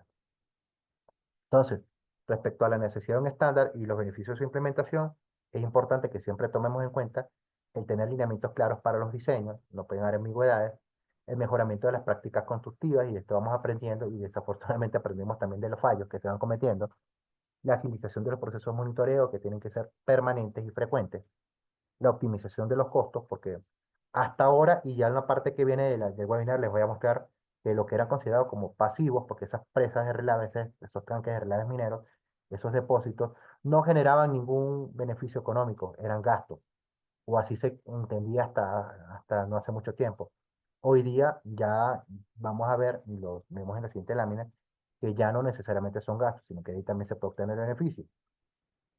Y esto tiene que ver mucho con este punto que se refiere a la economía circular, y que en muchos países la actividad minera, uno de los principales gastos que tiene es el uso del agua, y en la medida que puedan reducir el uso de agua de fuentes públicas, van a reducir costos. En la medida que puedan reutilizar el agua, eso va a ser favorable, y eso entra dentro de lo que es el fomento de la gestión de riesgo y la gestión ambiental. Y por último, como beneficio, y esto es muy importante, lo que es el mejoramiento de la percepción hacia el sector minero. En la medida que las comunidades vean de que la industria minera se preocupa por hacer su trabajo de forma más segura, más consciente, de manera más sostenible para el ambiente, pues va a haber un menor rechazo a este tipo de proyectos. Entonces, entrando en lo que es el último punto, que tiene que ver con la gestión de relaves mineros, la sostenibilidad ambiental y las oportunidades para optimización de la minería, les voy a plantear el caso de Chile. Chile, que tiene ciertos problemas en el acceso a lo que es agua en fuente continental, tiene mucha agua salobre, pero no tiene tanta en el área continental. eh, se han establecido controles muy fuertes a nivel de leyes sobre el uso del acceso al agua para la minería. Y eso es quizás uno de los mayores gastos que tiene la industria minera. Por eso es que han buscado las alternativas para no tener que estar pagando por el agua, sino poder obtenerla de otra forma. Entonces, una de las metas que propone un anteproyecto que forma parte de la política minera de Chile, denominado 2050, busca emplear como máximo un 10% del agua que se necesita por fuentes continentales hasta el 2030. Es decir, de aquí a 5 años, del 100% del agua que se utiliza para todos los procesos mineros, solamente el 10% esperan que venga de fuentes continentales. Eso es un desafío muy alto. Porque ¿dónde sale el otro 90%? Bueno, sale de plantas desalinizadoras, como las que están viendo ustedes aquí en pantalla. Sale también de lo que son el aprovechamiento del agua de los propios relaves, de poderla recuperar. Entonces, un boletín, que es el Boletín de Mejoramiento Institucional de Recursos Hídricos de la Universidad de Chile, de la Universidad Católica del Norte de Chile, perdón, resalta que la disponibilidad del agua es una limitación muy importante, quizás el condicionante mayor que se tiene para la expansión de la explotación de los yacimientos cupríferos de Chile. Y bueno, quienes conozcan un poco sobre la actividad minera en Chile saben que el cobre es fundamental, es el principal productor de Chile, perdón, de cobre de Chile. y que ellos puedan crecer como negocio, pues obviamente impacta económicamente. Sobre todo porque estos depósitos se encuentran hacia el desierto de Atacama, que es donde menos agua hay. Así que en la medida en que se pueda gestionar, se pueda mejorar la forma en que se accede al agua y cómo se puede reutilizar, eso va a permitir en que esa actividad pueda crecer. Además de que los propios procesos que se emplean para el concentrado de este mineral también se van optimizando en la medida que requieran menos energía y menos agua también. Yo les hablaba sobre la concentración de agua en los relaves, porque es que los relaves los vamos a nosotros a diferenciar en función de eso mismo. Entonces vamos a tener lo que son los relaves convencionales, en los cuales vamos a tener una baja concentración de sólidos y una alta concentración de agua. Estamos hablando de que los sólidos en los relaves convencionales apenas van a llegar a entre un 25 y un 50% del contenido. Eso implica que van a tener una alta movilidad. Luego vamos a tener relaves pesados en los cuales el volumen de agua o el contenido de agua se reduce, por tanto se incrementa el de sólidos entre un 50 y un 75%, ya la tasa de movilidad se va a reducir. Vamos a tener relaves en pasta, como estos que están viendo ustedes acá, que no es que no tienen agua, sí tienen, pero mucho menos, entre un 70 a 80% de sólidos, por lo tanto van a tener un desplazamiento menor, hasta que tenemos relaves filtrados. Estos filtrados justamente son los que vamos a poder disponer fuera de las presas y que tienen muy poca agua. Y aquí hay una relación importante que vean que en la medida que tiene más sólidos el relave, va a mejorar su competencia, va a mejorar su comportamiento reológico. Fíjense, aquí tenemos relaves pesados en esta imagen. Y aquí yo les muestro esas plantas de tratamiento de salinización que les menciono, con las cuales se puede tomar agua del mar, se trata y se aprovecha para los procesos mineros. Por aquí hay unos comentarios. En las presas de relaves, ¿cómo se logra que el agua se almacene en la parte del fondo, lejos del dique principal, y se genera lagunas claras? ¿Cuál es la estrategia que se sigue para lograr ello? Bueno, lo que se busca es que la descarga se realice en el punto donde tengamos los materiales más estables. ¿Qué pasa si es que yo hago la descarga de esa forma? Como es lógico, los sólidos por gravedad se van a depositar primero y los finos son los que se van a desplazar. Entonces, en la parte que está más distante del punto de descarga, yo voy a tener una menor densidad y ahí es donde voy a tener la laguna de las claras. Algo que se busca para que eso no sea tan diferencial, porque eso no necesariamente es que es positivo, es tener varios puntos de descarga con depósitos de relave que sean de tipo radial. Entonces yo voy a hacer que toda la zona que es perimetral a la presa, permítame dibujárselo para que se entienda mejor, va a tener mayor densidad y la parte de menor densidad va a quedar colocada hacia el centro. Entonces permítame, aquí yo les voy a hacer un dibujo muy rápido, ya me estoy extendiendo del tiempo del webinar que teníamos, pero imagínense que esta es la estructura de relaves, que no necesariamente tiene que ser una presa en un valle, y que yo tenga como puntos de descarga no uno solo, sino que tenga varios puntos de forma radial. ¿Qué voy a conseguir con eso? De que permítame cambiar aquí de color, de que toda la zona que esté radialmente cercana a estos puntos de descarga, bueno, ese círculo no me quedó muy bonito, pero toda esta zona que está acá va a tener una mayor densidad y eso va a permitir de que todas las paredes de la relavera sean mucho más estables. Y las zonas donde se va a concentrar ese fluido que tú denominas la laguna de aguas claras va a estar hacia la parte central. En los otros tipos de presas, en las presas convencionales, permíteme hago un dibujo. Yo voy a tener que, esta es mi presa de relaves,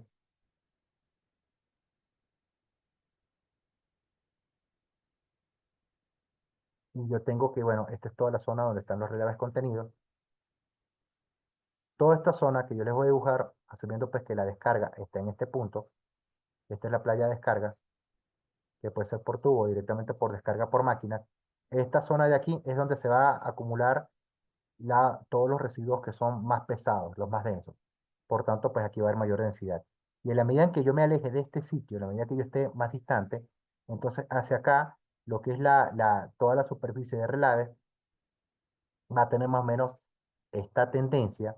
Si nosotros hiciéramos un gráfico sobre cómo es la densidad en función del punto de descarga, mientras más de lejos yo esté, voy a tener una menor densidad, mientras más cerca yo esté, voy a tener mayor densidad, y lo mismo va a pasar con la concentración de agua. Mientras más cerca esté yo del punto de descarga, menos agua voy a tener, y por tanto el agua se va a desplazar hacia este sitio. Pero eso es un fenómeno que ocurre de manera mecánica, ¿sí? Eso ocurre de forma normal. Ok. En Antamina hay una presa de relaves en la cual hay agua recuperada para la elaboración de mineral. No solamente allí, pues en muchas, porque se entiende de que si yo desecho el agua, pues necesito comprar más agua. Y a medida que yo reaproveche el agua, pues bajo costo. Además de que hago que las presas sean más seguras. Bueno, y aquí tenemos un ejemplo de lo que es un proceso para eh, recuperación del agua. Fíjense, aquí tenemos un agua mineral contaminada que entra a un proceso de pretratamiento. Dentro de ese proceso se va a separar lo que son los contenidos sólidos del contenido fluido. Ese contenido fluido sigue otro proceso, el contenido sólido se le va extrayendo más agua, esa agua pues se acompaña a lo que es el otro proceso. Se va buscando pues ya no generar de esos residuos, sino tener salmueras, tener pastas. Se va generando con esto la obtención de residuos secos. Entonces todo el agua que fue por esta otra vía, que se fue recuperando, que recibe un post-tratamiento, ya o yo puedo tratarla hasta que sea potable, o puedo tratarla hasta un nivel donde simplemente yo la pueda reutilizar. Yo no necesito que el agua sea potable, la que yo estoy tratando. Basta con que yo la libere de ciertas concentraciones que pueden ser inadecuadas para los procesos que yo voy a emplear y simplemente la puedo reutilizar. Pero si yo puedo llegar hasta este punto donde ya tengo agua limpia, bueno, esa agua yo la puedo utilizar para incluso el mismo personal que vive en la mina, para los usos humanos que va a tener el agua como tal dentro de la propia operación minera. Y ahora con esto pues vimos que todo apunta hacia la gestión del agua, hacia reducirla, hacia aprovecharla. Y quiero mostrarles lo que son algunos aspectos que tenemos que considerar en lo que son las operaciones de cierre, que son bastante críticas. Esto es bastante importante de que se le preste atención. Entre ellos, lo que es la estabilidad física, y aquí hay algo importante. Yo les hablo de reducir agua. Pero también pasa que si el relave es excesivamente seco y es una zona de mucho viento, vamos a tener dispersión de ese material por vía aérea, en forma de polvo, suspensión, y eso también puede ser un problema ambiental. Entonces, es reducirles el agua, pero tampoco secarlos totalmente. Entonces, este aspecto que se tiene que atender respecto a la estabilidad física de la presa, tiene por objetivo estabilizar la superficie, prevenir cualquier tipo de fenómeno que produzca la inestabilidad o colapso de la estructura.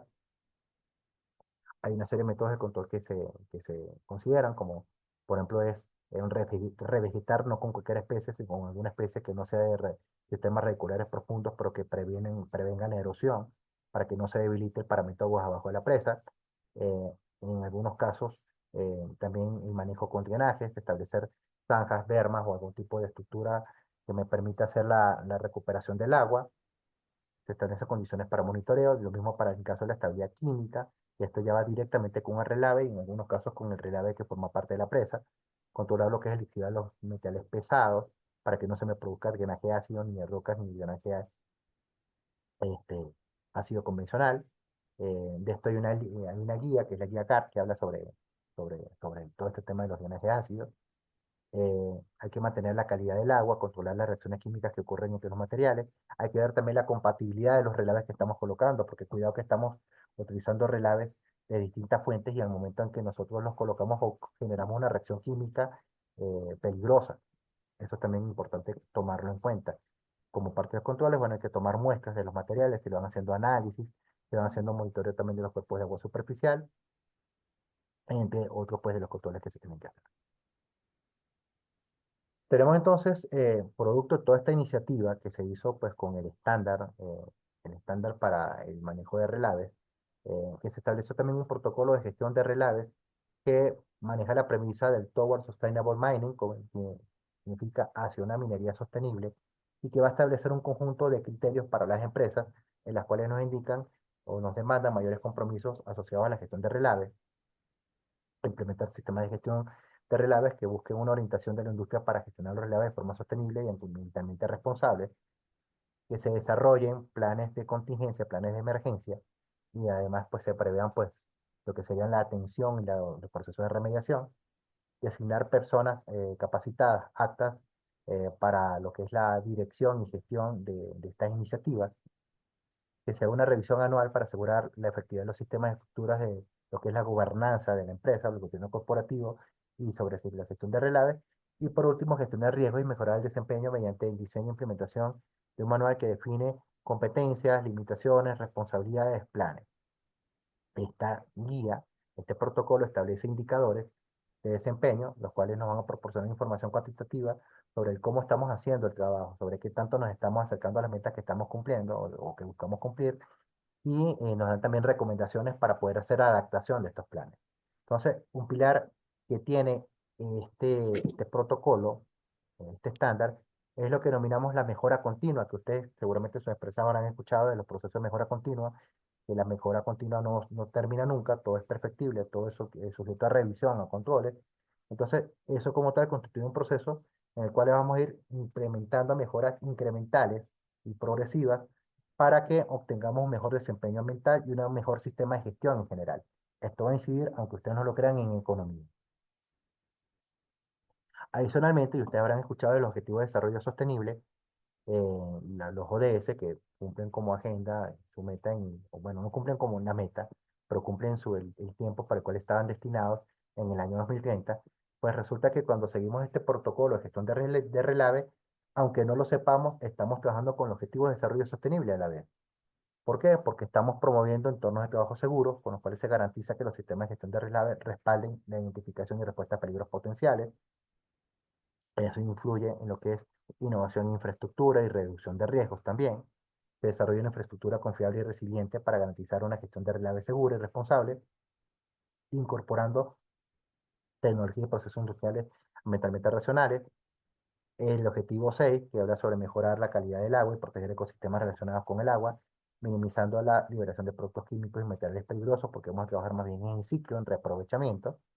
Y por último, fortalecer la resiliencia y adaptabilidad a peligros relacionados con el clima y desastres, considerando el cambio climático en los procesos de planificación. Entonces, fíjense que estos 4 objetivos, al menos de los que yo he identificado, se estarían apoyando, se estarían fortaleciendo mediante el uso de un estándar, de un protocolo de gestión de relaves a nivel de nuestras operaciones. Y ya que hablábamos sobre cambio climático, fíjense cómo el cambio climático y sus efectos tienen consecuencias sobre la estabilidad y sobre la operación de las presas de relaves mineros. ¿Por qué? Porque vamos a tener eventos más extremos, vamos a tener eventos que pueden producir tanto por lluvia como por vientos, que fíjense, en este caso esto no es una presa de relave, esto es como un pad de licidación, esto es un estanque donde tenemos materiales más densos, con menor contenido de agua, entonces puede haber una mayor dispersión por medio aéreo de esas partículas. Adicionalmente, pues esta lluvia más fuerte, en los sitios donde tengamos lo que son estas open pit, se puede producir el drenaje ácido de mina, sobre todo si hay contenidos de pirita dentro de los minerales que estamos trabajando. Se va a incrementar también el riesgo de contaminación de agua por los fenómenos también de crecidas que se puedan producir, y todo eso puede tener incidencia en lo que es el debilitamiento de las estructuras. Pero como no todo es negativo, yo les hablé de que los relaves mineros, que antes eran pasivos, ahora también tienen un beneficio, pueden representar un beneficio. Yo les voy a mostrar algunas cosas o algunas experiencias que se tienen en el aprovechamiento de relaves mineros, porque tal como podemos ver aquí en la fotografía, se pueden fabricar materiales de construcción, con lo cual podemos reducir la cantidad de relaves que se tienen, y adicionalmente pues se puede también sacar un costo de ese material que antes era visto como un desperdicio. Se han identificado también, esto es muy importante, concentraciones relevantes de tierras raras entre los relaves, y quienes conocen de minería saben que las tierras raras, y por eso tienen ese nombre, son sumamente escasas, por lo tanto son muy valiosas, y estas pueden ser aprovechadas para la industria electrónica, automotriz, los semiconductores, entre otro tipo de sectores. Además que podemos fabricar suelos a partir de residuos orgánicos, sin tener impacto ambiental con esto, haciendo una rehabilitación de los relaves mineros y reduciendo los pasivos ambientales.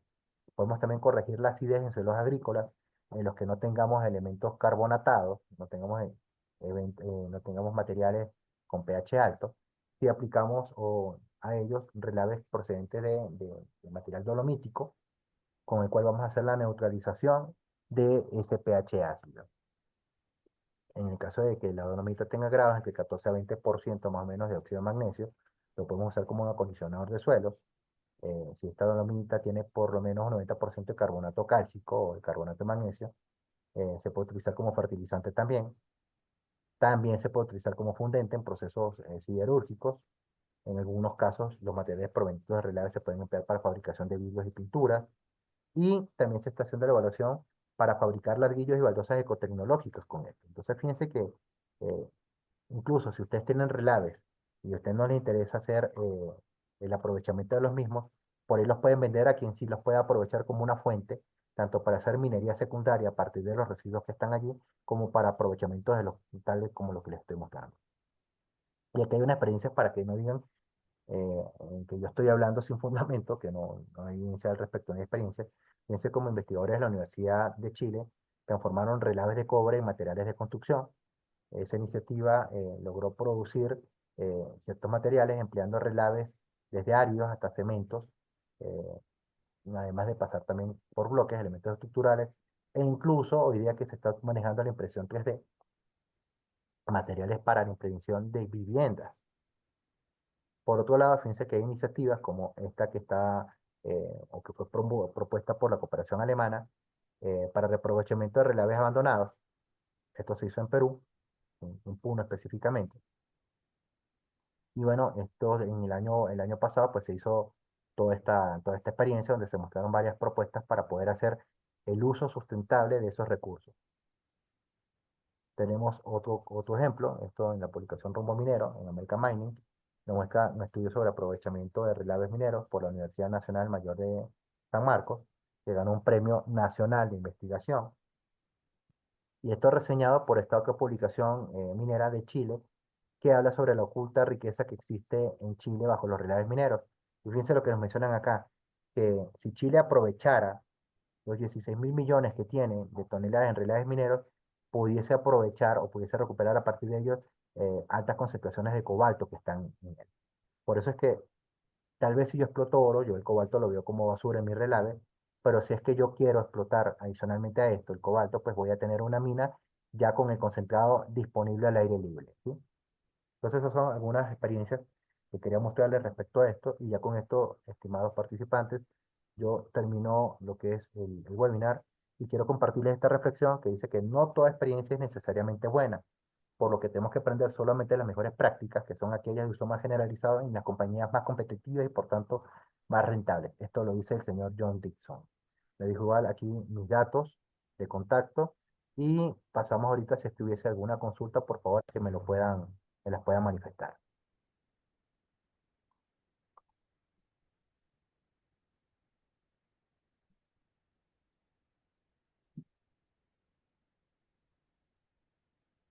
Ahora, por si acaso, sí le puedo responder al participante que preguntaba sobre la diferencia entre INSAR e INSAR. INSAR es la tecnología más general. Se refiere a lo que son los radares, a interferometría diferencial por radar de apertura sintética. Y el DINSAR, como, bueno, eso es lo que es propiamente el DINSAR. Mientras que el INSAR, pues, estaría haciendo referencia simplemente a radar interferométrico de apertura sintética. Entonces, tenemos una diferencia que, pues como el nombre lo indica, el primero es más general y el DINSAR va a ser ese mismo procedimiento, pero de manera diferencial. Tenemos además que la tecnología INSAR básicamente pues, nos permite determinar lo que son elevaciones en el terreno, hacer lo que serán contrastes de lo que es la orografía. El DINSAR ya tiene aplicaciones un poquito más avanzadas que nos permite poder ver desplazamientos. Por eso es que el DINSAR se aplicó en lo que fue el monitoreo de las deformaciones en la presa de Brumadinho.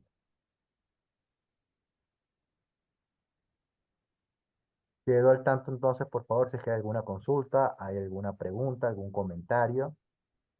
En el caso de que si no los tenemos, bueno, directamente pues le pido a la compañera de GESCONVIAL que pase pues a la siguiente parte de nuestro webinar, lo que sigue.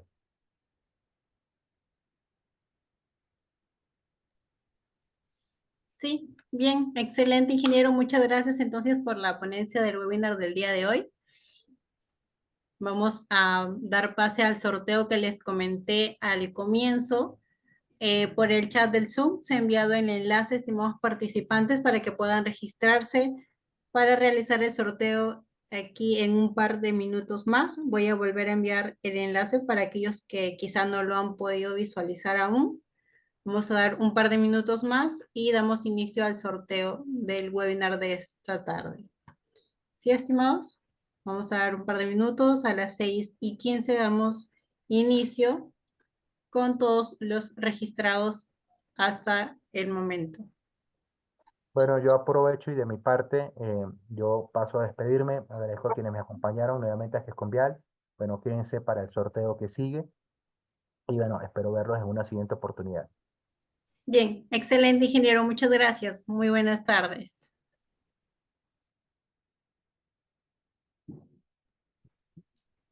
Bien, estimados participantes, continuamos. Falta un minuto más entonces para dar inicio.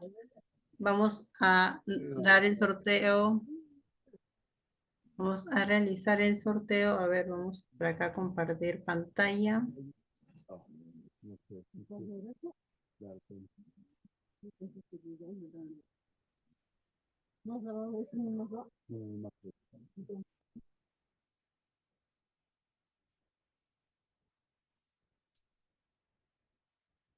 Bien, como les comentaba, estimados participantes, vamos a realizar el sorteo de 5 semibecas para nuestro curso especializado Diseño y Operación de Presas de Relaves, el cual estará dando inicio este lunes 10 de febrero. Los días que se dictarán las clases van a ser los días lunes y miércoles de 8 a 10 de la noche. El curso estará conformado por un total de 7 sesiones y el docente a cargo será el ingeniero Miguel Ángel Morales Collazos, quien ha realizado el webinar de esta tarde. ¿Sí? Vamos a compartir pantalla entonces para que puedan visualizar los nombres de todos los participantes que se han registrado hasta el momento y poder dar inicio ya al sorteo de las 5 semibecas. Bien, aquí pueden visualizar. Vamos a ordenarlos por orden alfabético para que puedan ustedes también ver. Hemos también ocultado algunos datos personales por seguridad. Aquí están todos los que se han registrado hasta el momento. Vamos a ordenarlo nuevamente para poder retirar aquellos datos que estén duplicados y darle la misma oportunidad a todos los participantes que han estado acompañándonos en esta tarde. ¿Sí? Vamos a quitar un duplicado por aquí. No, son diferentes. William Enrique, William Raúl. Bien, son diferentes. Bien, entonces vamos a dar inicio. Vamos a comenzar con el sorteo. Vamos a copiar sus datos de todos los participantes.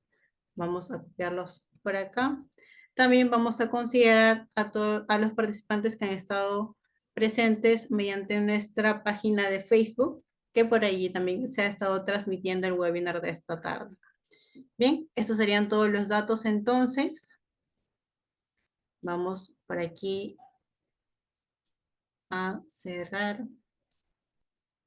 Bien, entonces damos inicio.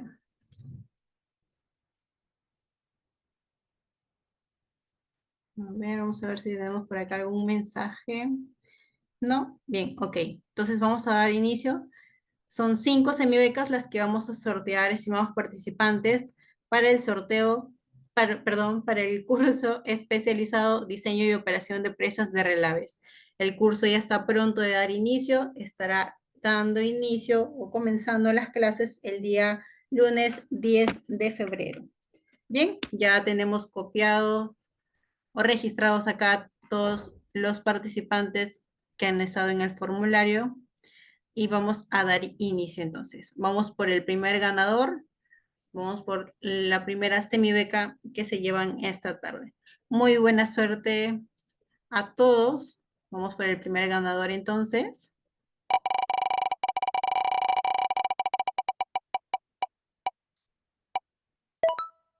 Bien, felicitaciones Gonzalo Rodrigo, eres el primer ganador de la semibeca para nuestro curso especializado Diseño y Operación de Presas de Relaves. Vamos a anotar por acá tu nombre. Bien, vamos por el segundo ganador entonces. En caso vuelva a salir nuevamente el participante Gonzalo, volvemos a girar la ruleta para poder darle la oportunidad a otro de sus compañeros de esta tarde. ¿Correcto? Bien, entonces vamos por el segundo ganador, por la segunda semibeca para nuestro curso especializado. Bien, mucha suerte a todos, estimados participantes. Vamos por el segundo ganador. Bien, felicitaciones, Elvis Gustavo, eres el segundo ganador. De igual forma vamos a poner por aquí tu nombre y el día de mañana nos estaremos contactando con los 5 ganadores que salgan en esta tarde, en el sorteo de este momento. Bien, vamos entonces por el tercer ganador, la tercera semibeca que se va de nuestro curso especializado. Mucha suerte a todos. Bien, felicitaciones Adolfo, eres el tercer ganador de nuestras semibecas para nuestro curso especializado Diseño y Operación de Presas de Relaves. Estamos apuntando por acá sus nombres para el día de mañana poder contactarnos con todos ustedes, con los 5 ganadores de las semibecas. Bien, vamos por la penúltima semibeca, el penúltimo ganador. Mucha suerte a todos. Vamos a girar la ruleta entonces.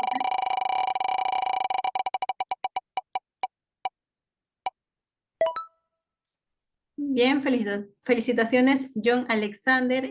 Eres el cuarto ganador de las semibecas. Vamos a poner de igual forma tu nombre por acá. John Alexander, eres el cuarto ganador. Y ahora nos vamos por la quinta semibeca y el quinto y último ganador de nuestro semibeca para el curso Diseño y Operación de Presas de Relaves. Bien, mucha suerte a todos. Vamos por el último ganador entonces. Vamos a girar la ruleta.